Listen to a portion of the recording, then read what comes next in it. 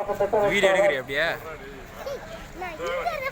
இந்திய கூட்டணியினுடைய தமிழ்நாட்டு வேட்பாளர்கள் அனைவரும் வெற்றி வேட்பாளராக பாராளுமன்றத்திலே ஒழித்துக் கொண்டிருக்கிறார்கள் என்றால் அதற்கு உங்களுடைய பொன்னான வாக்குகளும் உங்களுடைய தமிழ்நாட்டினுடைய கல்வித்தரம் தான் மெயின் காரணம்.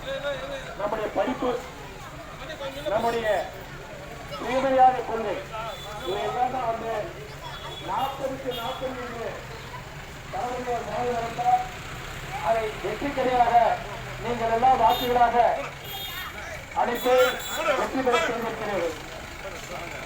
ஒரே ஒரு வருஷம் போராடமா நீங்க கேட்கறதுக்கு முன்னே நானே சொல்லுறேன். ஏரி வேலை கொஞ்சம் சுரக்கமா இருக்குது அப்படின்றது எல்லா இடத்துலயும் இருக்க விஷயம். அதுக்கு காரணம் என்ன? இன்னைக்கு ஏரி வேலை இது கொஞ்சம் நீங்க எதிர்பார்த்து 100 நாள் நடக்கல, 50 நாள் நடக்குதுன்னா கூட நம்ம தளபதி ஸ்டாலின் அவர்களுடைய முயற்சினாலையும் ராகுல் காந்தி அவருடைய தலைமையில் எதிர்கட்சி தலைவராக இருந்தாங்க மோடிக்கு சவால் கொடுக்கறதுனால்தான் இன்னைக்கு 50 நாள் நாட்கள் கிடைக்குது.